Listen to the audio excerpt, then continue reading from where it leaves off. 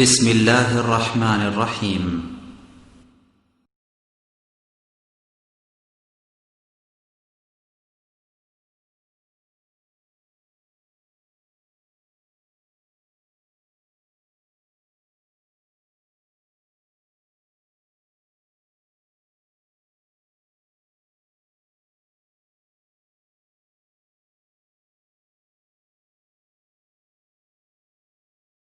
إن الحمد لله نحمده ونستعينه من يهده الله فلا مضل له ومن يضلل فلا هادي له وأشهد أن لا إله إلا الله وحده لا شريك له وأشهد أن محمدا عبده ورسوله أما بعد فإن خير الحديث كتاب الله وخير الهدى هدى محمد صلى الله عليه وسلم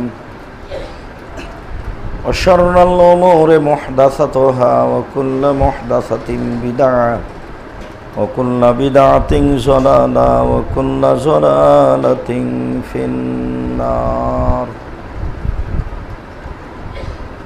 أعوذ بالله من الشيطان الرجيم.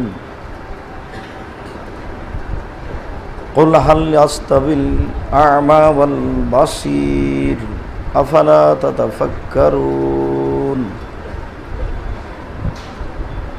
قل هل يستوي الذين يعلمون والذين لا يعلمون إنما يتذكر أولو الألباب. عن معاوية رضي الله تعالى عنه قال قال رسول الله صلى الله عليه وسلم من يريد الله به خيرا يفقهه في الدين رواه البخاري ومسلم.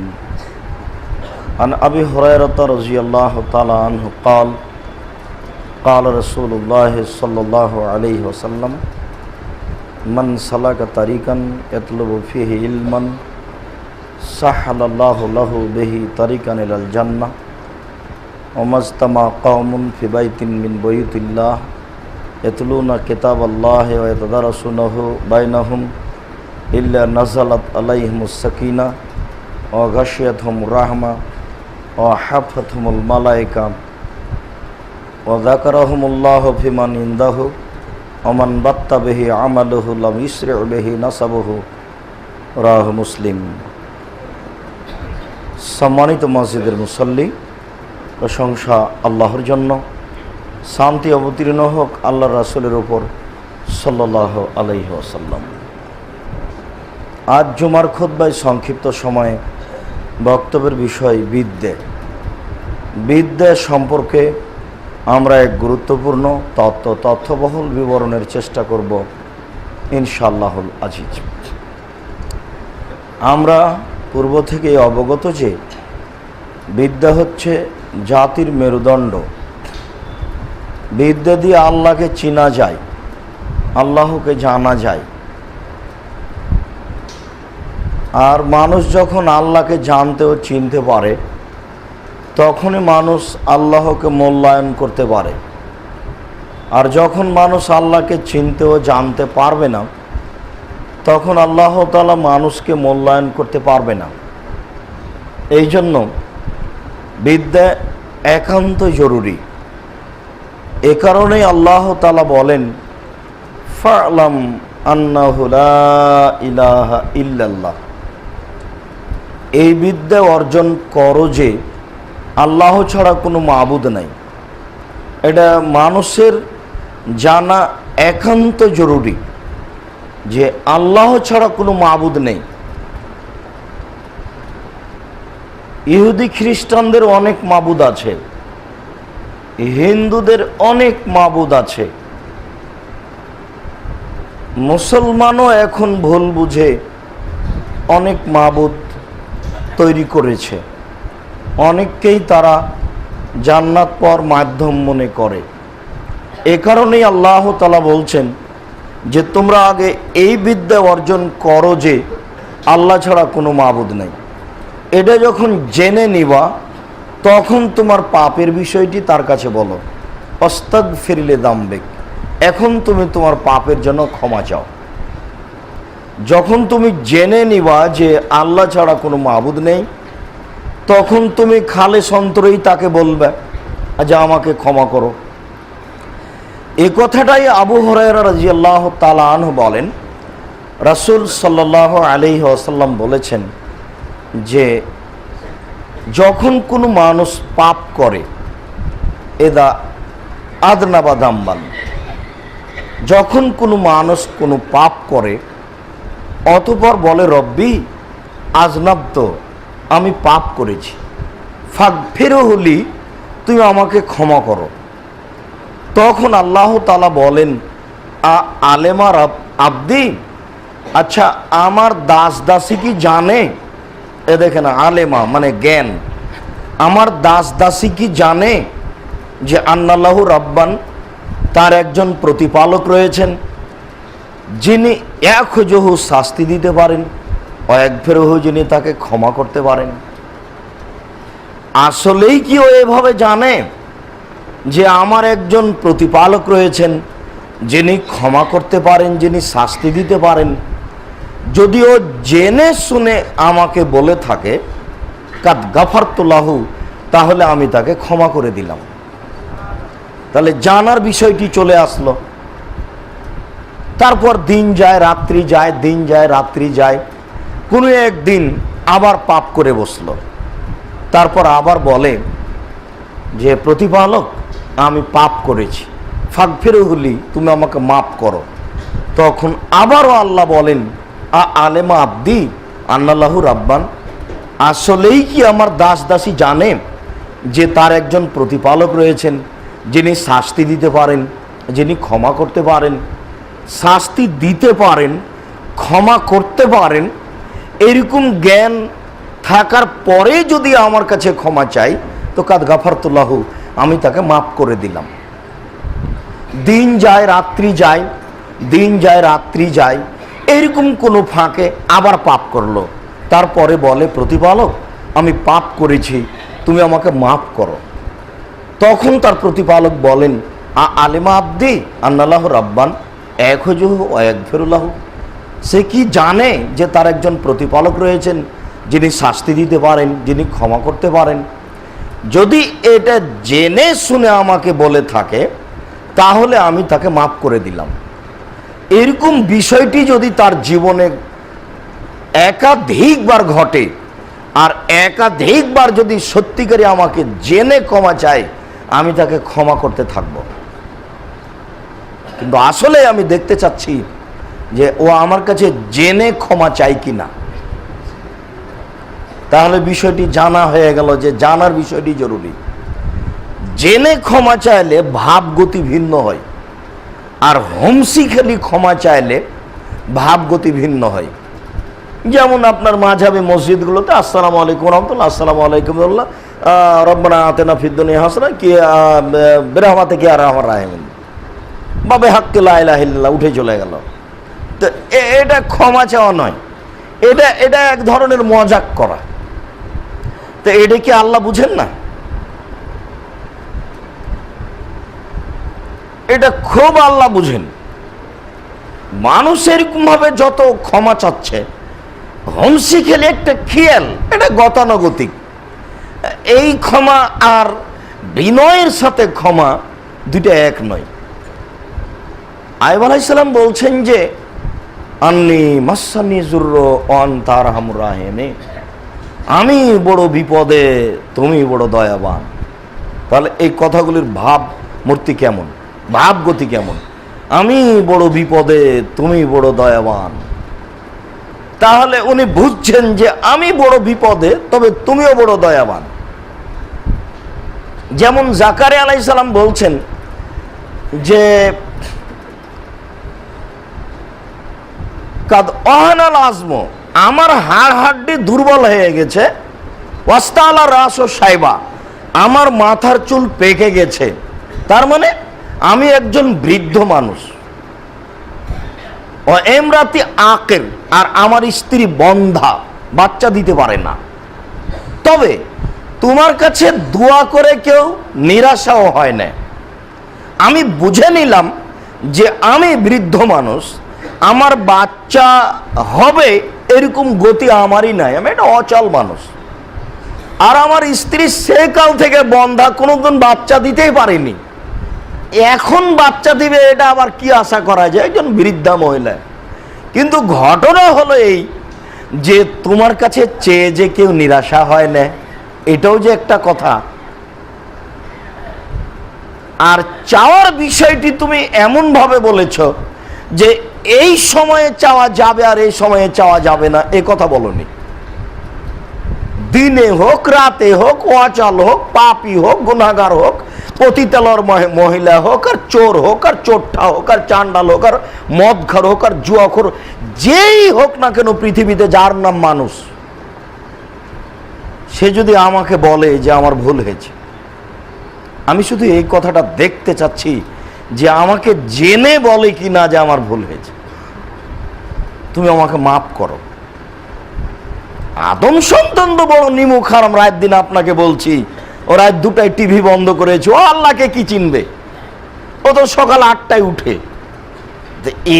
এর তো আল্লাহর ডাকা একটা হুমসি খেলি। আল্লাহ তাআলা প্রত্যেক রাতে সপ্তম আকাশ থেকে প্রথম আকাশে নেমে আসেন, নেমে এসে বলেন, মায়াদুনি ফাস্তাজিব লাহু, কে আমাকে ডাকে আমি তার ডাকে সাড়া দিব। মায়াসআলুনি ফাউতিয়াহু, কে আমার কাছে কিছু চাই, যে যা চায় আমি তাই তাকে তা দিব। মায়াস্তাগফিরুনি ফাগফির লাহু, কে আমার কাছে ক্ষমা ভিক্ষা চায় আমি তাকে ক্ষমা করে দিব। একটুকু তিনি খাস করলেন না যে বৃদ্ধ অবস্থায় চাইলে আমি ওটা ক্ষমা করব না, চোর চোরটা চাইলে আমি ক্ষমা করব না, কোনো কথা নাই। শুধু খালি দেখতে চাচ্ছেন যে কে আমাকে জেনে ক্ষমা চায়, জেনে ক্ষমা চায়, আমি তার প্রতি ক্ষমান রয়েছে। এই জন্য জানা, এই কারণে ইমাম বুখারী রাহিমাহুল্লাহ তার বিদ্যা অধ্যায়ে বুখারীতে প্রথমে একটা অনুচ্ছেদ উল্লেখ করেছেন, আল ইলমু কাবলাল কওলি ওয়াল আমালি, কথা ও কর্মের পূর্বে বিদ্যা। কিছু বলবেন তো আগে ওটা ঠিক করে নেন, কিছু করবেন তো ওটা আগে ঠিক করে নেন, যে বলবেন তো ঠিক কিনা, করবেন তো ঠিক কিনা। এই জন্য তিনি বলছেন আল ইলমু কাবলাল কওলি ওয়াল আমালি, কথা ও কর্মের পূর্বে বিদ্যা। বিদ্যা বিষয়টি জরুরি, বিদ্যা ছাড়া আল্লাহকে চেনা যায় না, আল্লাহকে জানা যায় না। এই কারণে আল্লাহ তাআলা বলছেন, কুল হাল ইয়াস্তাবিল আ'মা ওয়াল বাসীর, হে নবী আপনি বলুন, অন্ধ ব্যক্তি আর চক্ষুওয়ালা ব্যক্তি কি সমান? অন্ধ ব্যক্তি হলো অশিক্ষিত মানুষ, আর চক্ষুওয়ালা ব্যক্তি হলো শিক্ষিত মানুষ। আফালা তাতাফাক্কারুন, তোমরা কেন চিন্তা করো না? আল্লাহ বলছেন যে তোমরা কেন চিন্তা করো না, এই কথাটা যে কোরআন মাজিদে কতবার এসেছে। আফালা তাআকিলুন, তোমরা কেন জ্ঞান চর্চা করো না, এই কথাটা যে কোরআন মাজিদে কতবার এসেছে তার হিসাব নাই। কিন্তু মানুষ তো কোরআন মাজিদ পড়াও প্রয়োজন মনে করে না, বুঝা তো বহু দূরের কথা, বুঝা তো বহু দূরের কথা। বাচ্চা পেটেই আছে, তার আগে বাপ ভাবছে যে ইংলিশ মিডিয়ামে ছেলেকে পড়াতে হবে। বাপ বেটা দুইজনই সমান, মানে 16 আনাই মিছে, মানে 16 আনাই মিছে। ওটা তো ভালোভাবে জানেন, বহুবার বলেছি। মাঝি আর বাবু, বাবু নৌকাতে উঠে বলছে, মাঝি চাঁদ কেন বাড়ে কমে রে? সেই জ্ঞান কি আর আমার আছে? ও দেখি তোর জীবন 4 আনাই মিছে। মাঝি এটা বলতে পারিস? আমি কি আর ওটা জানি? দেখি তোর জীবন 8 আনাই মিছে। মাঝি এটা বলতে পারিস? আমি কি আর এগুলো জানি? দেখি তোর জীবন 12 আনাই মিছে। তো বাতাস উঠেছে, নৌকা এখন হিলে উঠেছে। তখন মাঝি বলছে, বাবু সাঁতার জানো বাবু? তখন বাবু বলছে, না রে মাঝি, না, আমি তো সাঁতার জানি না। তখন মাঝি বলছে, ও বাবু এখন কেন কাবু? এখন দেখি তোমার জীবন 16 আনাই মিছে। আরে বাপ বেটার জীবন 16 আনাই মিছে। কেউ একটু ভাবতেও চায় না যে আসলে একটু আল্লাহকে জানা ও চিনার প্রয়োজন আছে। রুজি তো যেদিন পৃথিবী সৃষ্টির 50,000 বছর আগে নির্ধারণ হয়েছে। পৃথিবী সৃষ্টির 50,000 বছর আগে রুজি নির্ধারণ হয়েছে। আবার যেদিন মায়ের পেটে 340 হয়েছে সেদিন আবার 15 এটা লেখা হয়েছে। আর রুজি মানুষকে খুঁজবে ওইভাবে, মরণ যেভাবে মানুষকে খুঁজে। মরণ কাউকে খুঁজে পায়নি, এটা কি ঘটেছে? 500-1000 বছর থেকে দুনিয়াতে কেউ বেঁচে আছে, এরকম কি আছে? তাহলে মরণ খুঁজে পাবে না কাউকে, এরকম ঘটনা দুনিয়াতে ঘটেনি। অতএব যার যেটা রুজি নির্ধারণ আছে সে রুজি তাকে পাবে না, এটা কথা কোনোদিন ঘটবে না কিয়ামত পর্যন্ত। কত ঢাকা শহরে একবারে বোকা ধন্দা মানুষ, কিছুই বুঝে না, তার কর্মচারী আছে 500 যারা মাস্টার ডিগ্রি পাস। কথা বুঝতে পারলেন না? ও কিছুই বুঝে না, একেবারে বোকা। তার কর্মচারী অন্তত 500 হবে যারা মাস্টার ডিগ্রি পাস।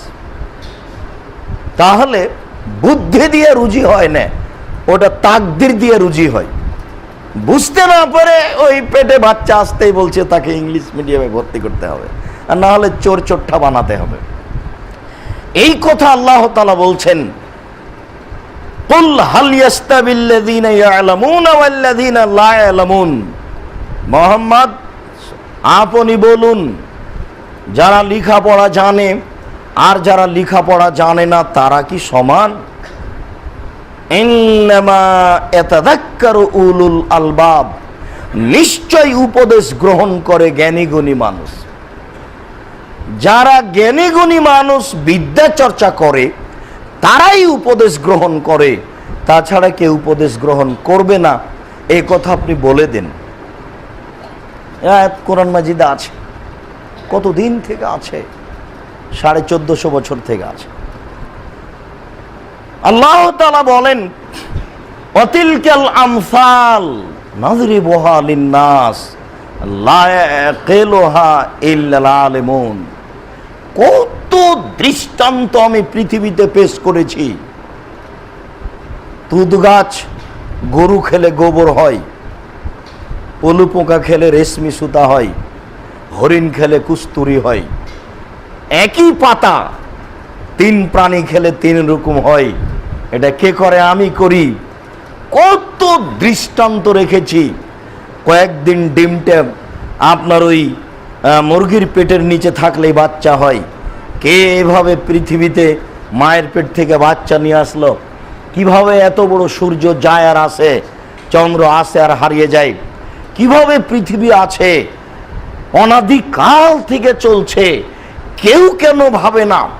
কত দৃষ্টান্ত রেখেছি, এইগুলো জ্ঞানী গুণী ছাড়া ভাববে না। অতএব জ্ঞানী গুণীরই প্রয়োজন রয়েছে যারা আল্লাহকে চিনবে।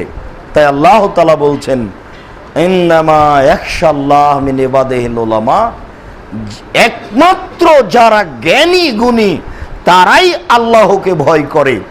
আল্লাহকে ভয় করার জন্য আল্লাহকে জানা চিনা একান্ত জরুরি।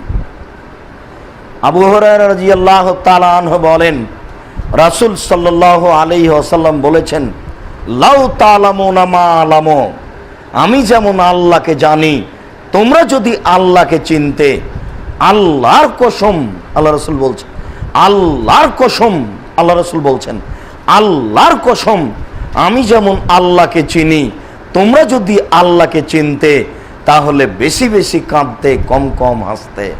তাহলে মানে ক্ষমা চাওয়ার বিষয়টি, ভীতু ভয় করার বিষয়টি নির্ভর করে জানার উপরে। জানা ছাড়া আল্লাহকে মানা যায় না, আল্লাহকে চিনা যায় না। বিদ্যা একান্ত জরুরি।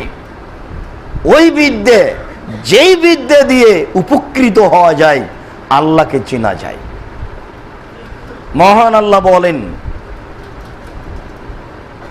লাউ কুন্না নাসমাউ ওয়া নাকিলু মা কুন্না ফি আসহাবিস সাঈর।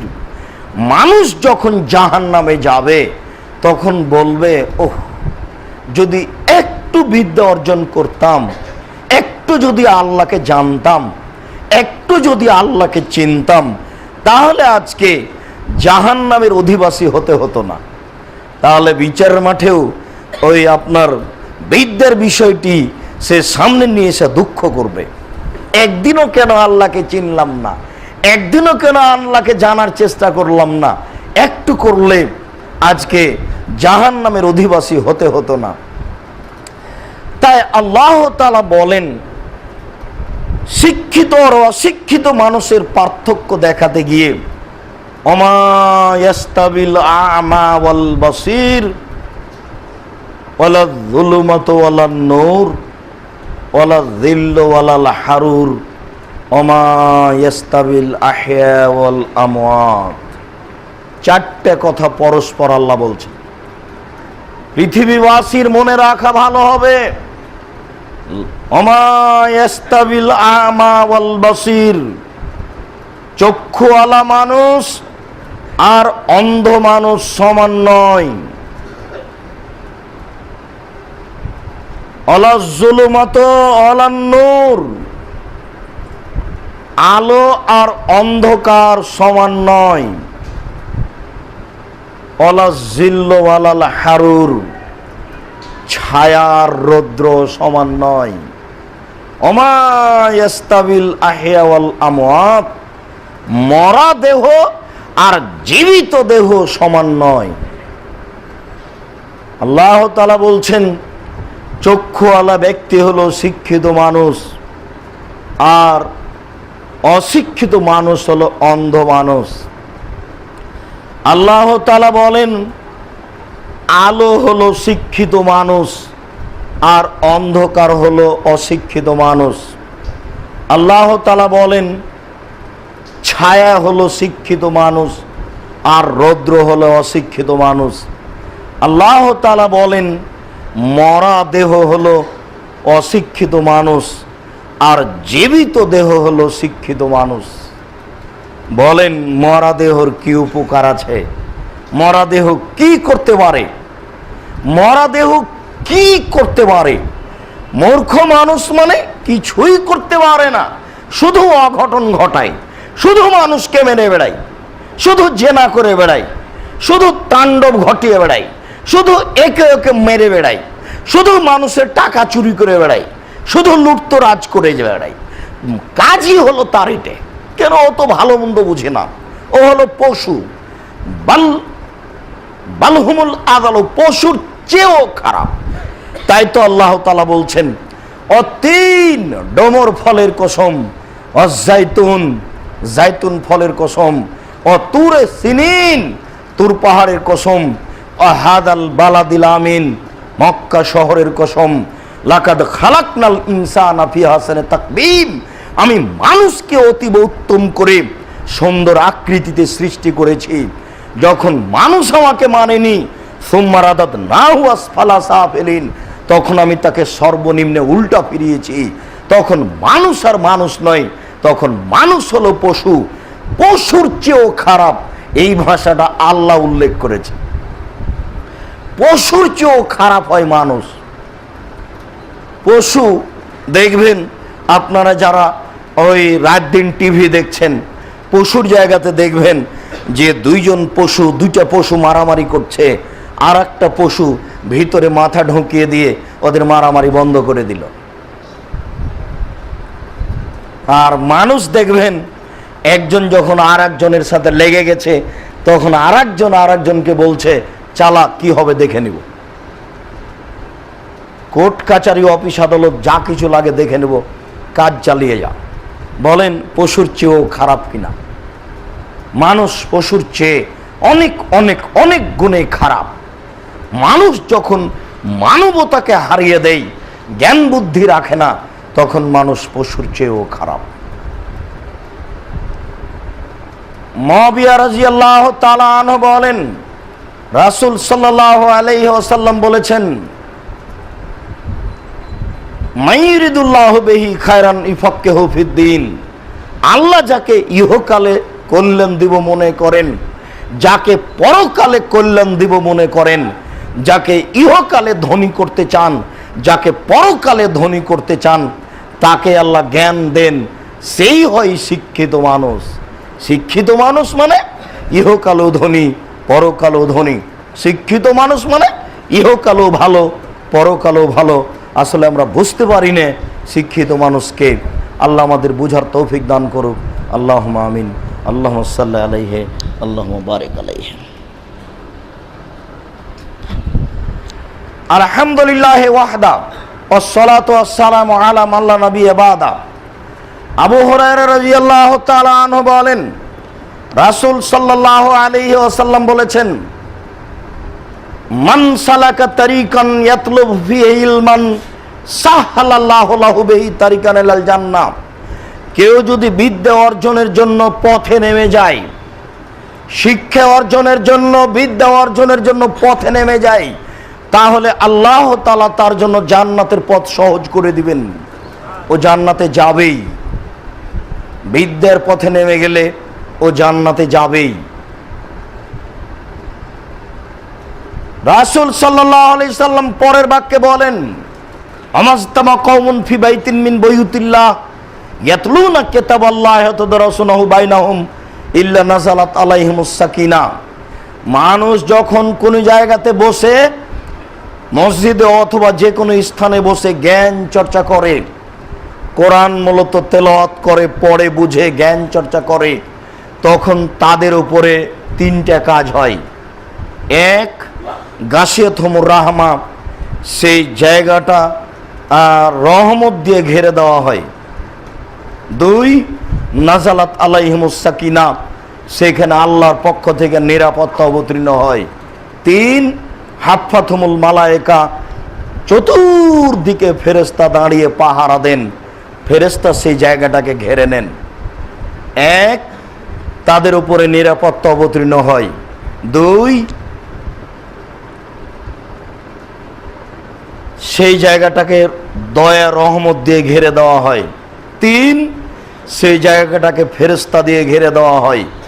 চার, যাকারাহুমুল্লাহ ফিমান ইনদাহু, আল্লাহর কাছে যারা থাকে তারাকে আল্লাহ অহংকার করে বলেন, এই জিবরাইল, মিকাইল, ইসরাফিল, দেখো তোমরা এদেরকে তোমরা সৃষ্টি করতে নিষেধ করেছিলে, আমি এদেরকে সৃষ্টি করেছি, তোমাদের পরামর্শকে উপেক্ষা করে তোমরা দেখো কিভাবে আল্লাহকে জানে, চিনে, তার চেষ্টা করছে, কিভাবে তারা তাসবিহ তাহলিল করে, কিভাবে তারাকে আল্লাহকে চেনার জন্য তারা চেষ্টা করে। আল্লাহ তাদেরকে নিয়ে অহংকার গৌরব করেন। বলুন তো, এই ছেলে, তুমি তো নিজে গান বানাতে পারো না, নজরুলের গানও কর্জ নেওনি। নজরুলের গানটা যদি কর্জ নিতে সেটাও তো হতো। থাকবো না আর বদ্ধ ঘরে, দেখবো এবারে জগৎটারে, চল চল চল ঊর্ধ্ব গগনে বাজে মা দল, তবু তো একটা হতো।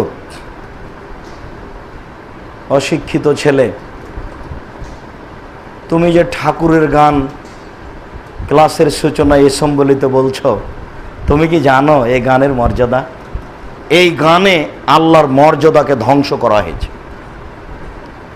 এই গানে আল্লাহর সম্মানকে ধ্বংস করা হয়েছে, এই গানে আল্লাহর মর্যাদাকে ধ্বংস করা হয়েছে। তুমি বলো এখানে তুমি কি বিদ্যা অর্জন করতে পারো? আল্লাহর সম্মানকে খাটো করে, আল্লাহর মর্যাদাকে খাটো করে তুমি জাতির কি করতে পারো? এই জন্য রাসূল সাল্লাল্লাহু আলাইহি সাল্লাম সর্বদা চারটে জিনিস থেকে পরিত্রাণ চাইতেন। সর্বদা তিনি বলতেন, আল্লাহুম্মা ইন্নী আউযু বিকা মিন ইলমিন লা ইয়ানফা, আল্লাহ আমি ওই বিদ্যা থেকে বাঁচতে চাই যে বিদ্যা উপকার করে না। তাহলে বিদ্যা এমন আছে যেটা উপকার করে না। অমিন কালবিন লা ইয়াখশা, ওই আত্মা চায় না যে আত্মা আল্লাহকে ভয় করে না। একাই থাকলে একবারে অঝর নয়নে চোখের পানি ঝরঝর করে ঝরবে, তার মানে এই আত্মা আমি চাচ্ছি যেটা একাই হলে তোমাকে ভয় করে আর দুই চোখ দিয়ে পানি ঝরে। আমি একটু আমার ওই অন্তরটা দেও তো। আমি ওই অন্তর চাই না যে অন্তরে চোখে পানি আসে না। আমি নাফসিন লা তাসবা, ওই আত্মা চায় না যে আত্মা তৃপ্তি লাভ করে না। যা টাকা হয়েছে মনে বলছে আরো হোক, বারবার বলা হচ্ছে যে এই ভুলটার কারণে এই টাকাটা অর্জন হলো না। এই আত্মা তৃপ্তি লাভ করে না। 4 অমিন দাওয়াতিন লা ইস্তাজাবু লাহা, ওই দোয়া করতে চায় না যে দোয়া কবুল হয় না। এই কথাটা আল্লাহ রাসূল দিন রাত বলতেন। 4টা কথা আছে এখানে, 4টা বাক্য আছে। তার প্রথম বাক্য হচ্ছে ওই বিদ্যা আমি অর্জন করতে চাই না যে বিদ্যা মানুষের উপকার করে না। কাসির ইবনে কায়েস বলেন, কুনতু জালিসান মা আবি দারদা ফি মসজিদ দামাস্কিন, আমি সিরিয়ার দামাস্কের মসজিদে আবু দারদার পাশে বসেছিলাম। ফাজা রাজুলুন, হঠাৎ একটা লোক আসলো, এসে বলছে, ইন্নী জিতুকা মিন মাদিনাতি রাসূলিল্লাহ হাদিসিন বালাগানি আন্নাকা তুহাদ্দিসুন রাসূলুল্লাহ সাল্লাল্লাহু আলাইহি ওয়াসাল্লাম। জনাব আবু দারদা শুনুন, আমি আপনার নিকটে এসেছি রাসূলের মদিনা থেকে। সিরিয়া 1.5 মাস পায়ে হেঁটে এসেছি, যেতে 1.5 মাস লাগবে, যেতে আসতে 3 মাস পর। 1.5 মাস পায়ে হেঁটে এসেছি একটা হাদিসের জন্য। শুনেছি সেই হাদিসটা আপনি বলছেন রাসূলের হাদিস, আমি রাসূলের মদিনা থেকে আপনার কাছে এসেছি। তখন উনি বলছেন, জি শুনুন, রাসূল সাল্লাল্লাহু আলাইহি ওয়াসাল্লাম বলেন, ইন্নাল মালায়েকাতা লা তাযু আজনিহাতা রিজাল লিতালিবিল ইলম, এটাই চূড়ান্ত। আল্লাহ রাসূল বলেছেন, নিশ্চয় ফেরেশতা যারা বিদ্যা অর্জন করে তাদের পায়ের নিচে পর বিছিয়ে দেয়। নিশ্চয় ফেরেশতা যারা জ্ঞান চর্চা করে তাদের পায়ের নিচে পর বিছিয়ে দেয়। যে এ কথা আল্লাহ রাসূল বলেছেন, ইন্নাল্লাহা ইস্তাগফিরু মান ফিস সামাওয়াতি ওয়া মান ফিল আরদ ওয়াল হিতান ফি জাওফিল মায়ে, নিশ্চয় যারা জ্ঞান চর্চা করে তাদের জন্য ক্ষমা চায় আকাশ, তাদের জন্য ক্ষমা চায় জমিন, তাদের জন্য ক্ষমা চায় পানির পেটে মাছ। পৃথিবীতে এমন কোনো বস্তু নাই যেই বস্তু যারা জ্ঞান চর্চা করে তাদের জন্য ক্ষমা চায় না। যারা জ্ঞান চর্চা করে তাদের জন্য ক্ষমা চায় ফ্যান, তাদের জন্য ক্ষমা চায় লাঠি, তাদের জন্য ক্ষমা চায় কাপড়, পৃথিবীর সব কিছুই তাদের জন্য ক্ষমা চায়। যে রাসূল সাল্লাল্লাহু আলাইহি ওয়াসাল্লাম বলেছেন, আইন্না ফাজলাল আলিম আলাল আবেদ কা ফাজল কামারে লাইলাতুল বদর আল সাইরিল কাওয়াকিব। তিনি বলেছেন, যারা জ্ঞান চর্চা করে তাদের মর্যাদা, যারা জ্ঞান চর্চা করে তাদের মর্যাদা হচ্ছে সাধারণ মানুষের উপরে 15 দিনের চন্দ্র যেমন লাখো তারকার মাঝে, 15 দিনের চন্দ্র যেমন লক্ষ কোটি তারকার মাঝে ঝকঝক ঝকঝক করে, লক্ষ কোটি তারকার 5 পয়সা দাম থাকে না, ঠিক যারা জ্ঞান চর্চা করে তাদের মর্যাদা তেমন সাধারণ মানুষের উপরে।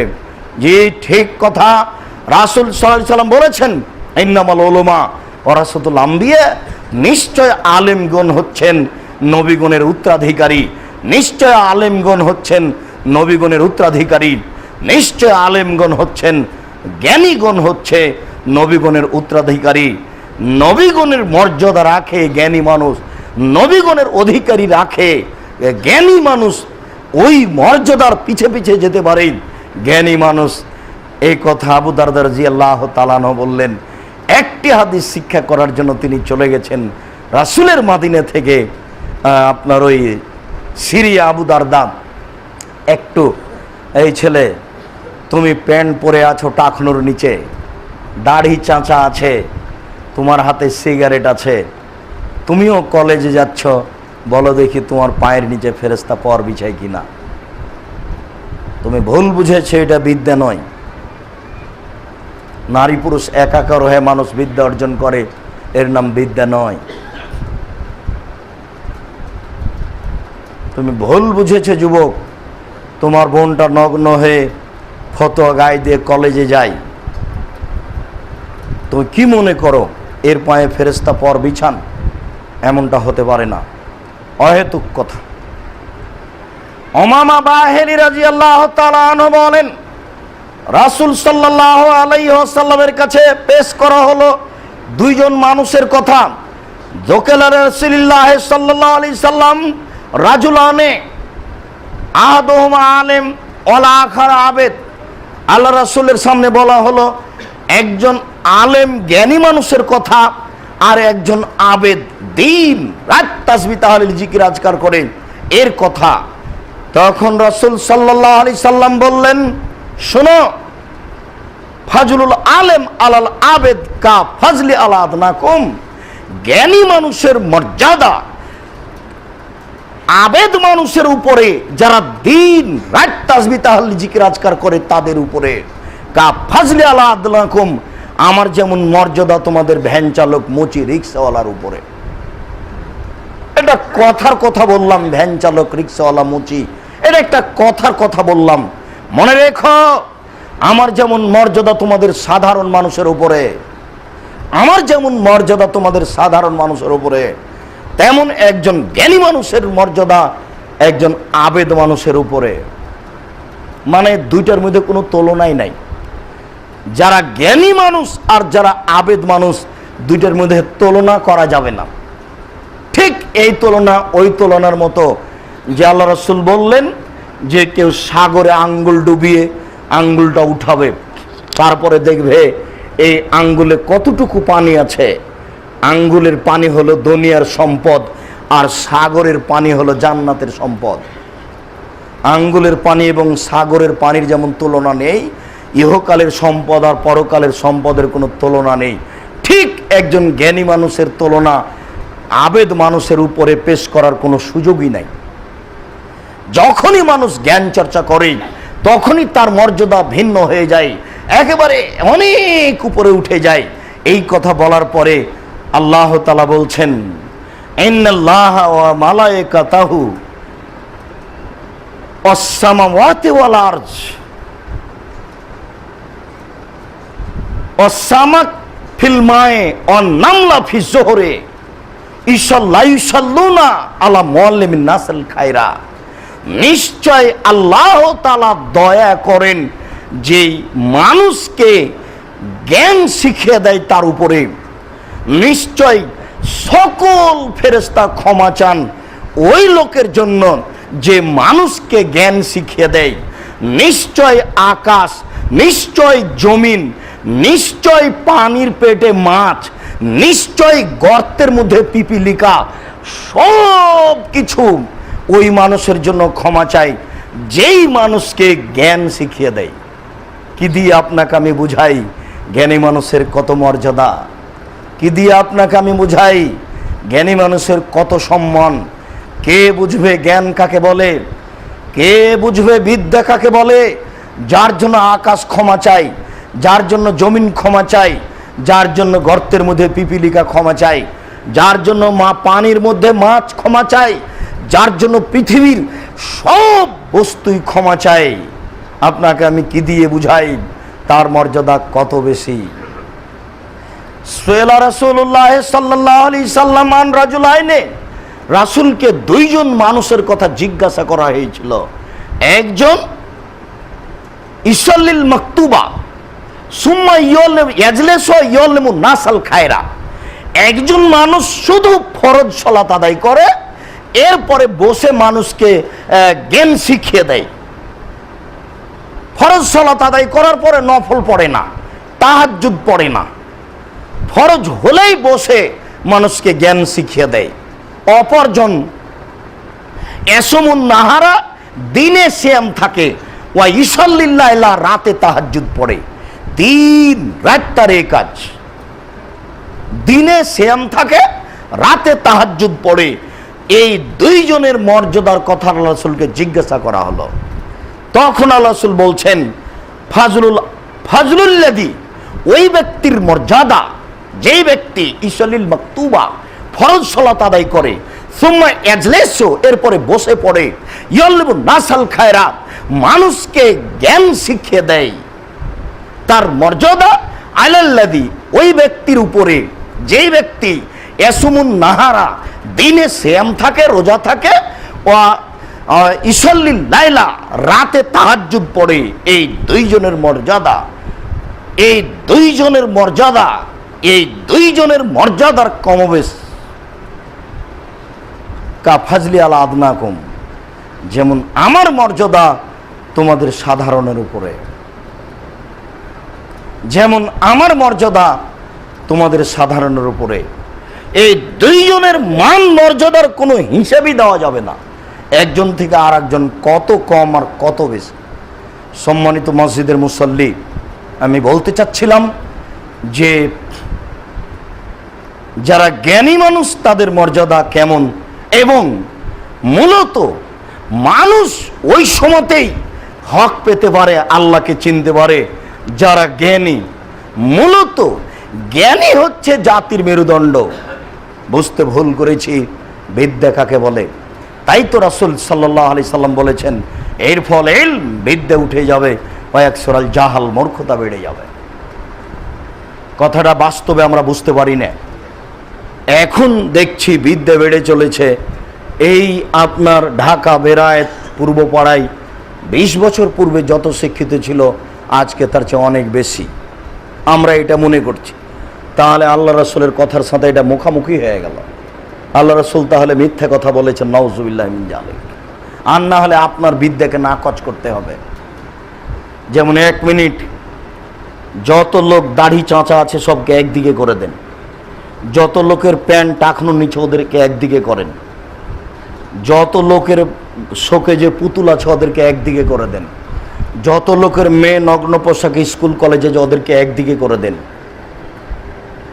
যত লোক দিন রাত দোকানে বসে আর একজনের বদনাম গীবত করে আড্ডা পিটে ওদেরকে একদিকে করে দেন, যত লোকের বাড়িতে দিন রাত বাজনা বাজছে, নগ্ন মেয়ে মোবাইলে নাচছে, টিভিতে ল্যাংটা মেয়ে নাচছে, সারা পরিবার ল্যাংটা মেয়েকে ভোগ করছে, এদেরকে একদিকে করে দেন।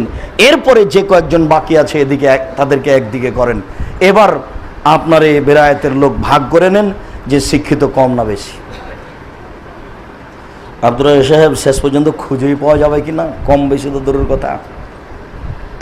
জি, এটাই চূড়ান্ত, এটাই ঠিক। এই কথাই রাসূল সাল্লাল্লাহু আলাইহি সাল্লাম বললেন, ওই বিদ্যা চায় না যে বিদ্যা উপকার করে না। আল্লাহ তুমি আমাকে ওই বিদ্যা থেকে বাঁচাও যে বিদ্যা উপকার করে না।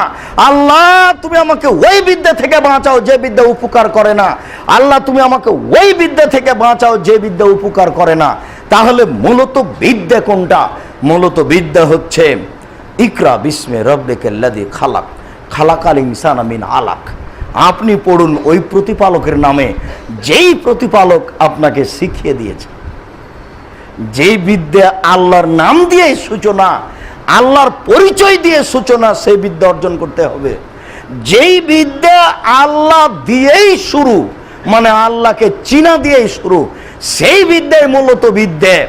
এই যুবক, তুমি তো ক্লাস 9-10-এ পড়ো, তোমার বইয়ে লেখা আছে যে একজন যুবতী নারী কিভাবে যুবতী হয়, স্তন তার কিভাবে বড় হয়, কিভাবে তার ঋতু হয়, এটা ব্ল্যাকবোর্ডে লিখে দিয়ে ছাত্র ছাত্রী, শিক্ষক শিক্ষিকা সবাই চর্চা করবে। ছি ছি ছি, তোমার বিদ্যার ওই বই একবার পেশাব করে দাও, ড্রেনে ফেলে দাও। কাপুরুষ, তুমি বুঝো না ওটা বিদ্যা নাকি? ওই বিদ্যাকে ওই সব বইকে তুমি টয়লেট পেপার হিসেবে ব্যবহার করতে পারো না? জাতির জন্য তুমি বোঝা। কাপুরুষ, তুমি জাতির জন্য বোঝা, তুমি আগাছা। তুমি এই বিদ্যাকে ফেঁকানোর জন্য বিদ্যা অর্জন করো। বলো কি তুমি? তোমার 9-10-এর বইয়ে লেখা আছে হিন্দু জবাই করলে খেতে হবে, মুসলমান জবাই করলে খেতে হবে। বলো কি তুমি? আমি মুসলিম চির রণবীর, মরণকে করি না ভয়, মরলে শহীদ, বাঁচলে গাজী, আবার উভয় সমান। আমি বিশ্বাস করি জান্নাত পাওয়া যায় না লা ইলাহা ইল্লাল্লাহ ছাড়া। আমি হিন্দুদের মর্যাদা দিই মানে ওকে আমি অপমান করি না মাত্র। আমি তার মূর্তি ভাঙতে যাইনি, আমি মূর্তি তৈরি করি না। এর জন্য আমি বীর পুরুষ। আমি মূর্তি কাঁধে নি না, আমি মূর্তি রাস্তার মুড়ে মুড়ে ঝুলে না, আমি বীর পুরুষ। আমি মুসলিম চির রণবীর, মরণকে করি না ভয়। আমি কাপুরুষ নই, আমি মুসলিম। আমি কাপুরুষ নই, আমি মুসলিম। আমার নবী মুহাম্মদ সাল্লাল্লাহু আলাইহি সাল্লাম বলেছেন, ইন্নাল্লাহা হারামা, আল্লাহ তাআলা হারাম করেছেন বায়াল খামরে, নেশাদার দ্রব্য কিনা বেচা।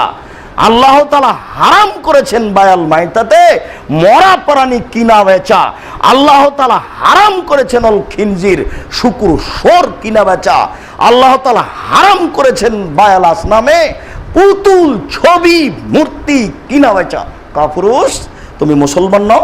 ভুলে গেলে কেন নিজেকে? আমি মুসলিম চির রণবীর, মরণকে করি না ভয়।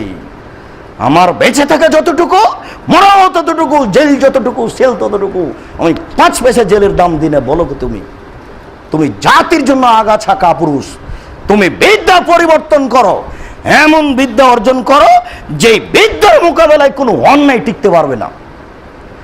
জমিদারের ছেলে তুমি এমন বিদ্যা অর্জন করো যে বিদ্যার সামনে কোনো অন্যায় টিকতে পারবে না। জেলসুলি ফাঁসি দিয়ে তোমার বিদ্যাকে ঠেকাতে পারবে না। এই বিদ্যা তুমি অর্জন করো। আল্লাহ তুমি বড় দয়াবান, তুমি বড় রহমান, তুমি বড় ক্ষমাবান, তোমার শক্তির অভাব নেই, তুমি সর্বশক্তিমান। তোমার কাছে আমরা জুমার খুতবার শেষ অংশে বলছি, তুমি আমাদেরকে সেই বিদ্যা দাও না যে বিদ্যা দ্বারা আমরা অন্যায়ের মোকাবেলা করতে পারবো। আমার দিয়ে যদি না হয়, তাহলে তুমি এমন মানুষকে দাও যেই মানুষ বিদ্যা অর্জন করার পরে এইসব অন্যায়ের মোকাবেলা করতে পারবে। তুমি আমাদের আকুল আবেদন প্রার্থনা কবুল করো, আল্লাহ আমিন। ওই বিদ্যার কথা আল্লাহ বলেছেন, আর রহমান আল্লামাল কোরআন। বিদ্যা মূলত ওটাই যে রহমান কোরআন শিখিয়ে দিলেন। আল্লামাহুল বায়ান, যেই রহমান সব কিছুর বিবরণ শিখিয়ে দিলেন। বিদ্যা মূলত কোরআন, কোরআনই মূলত বিদ্যা। তাই তো উসমান রাদিয়াল্লাহু তাআলা আনহু বলেন, খায়রুকুম মান তাআল্লামাল কোরআন আল্লামাহু। তোমাদের মধ্যে সবচেয়ে উত্তম ব্যক্তি হচ্ছে ওই যে ব্যক্তি কোরআন শিক্ষা করে এবং অপরকে শিক্ষা দেয়। অতএব খুতবার শেষে এসে যুবক, তোমার সাথে পরামর্শ থাকলো, যদি তোমার বিদ্যা বুদ্ধি দিয়ে কোনোদিন মাঠে নামতে পারো, তাহলে এইভাবে কাজে আসো যে স্কুলে ভর্তি হওয়ার জন্য 1 নাম্বার সাবজেক্ট হলো কোরআন।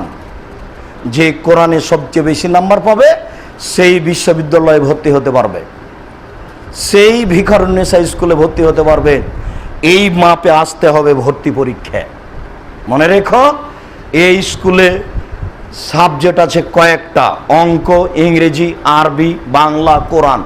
যারা আরবি শিখে দেয় তাদের মাসিক বেতন হবে 1 লক্ষ, ইংরেজি শিক্ষকের বেতন হবে 50,000।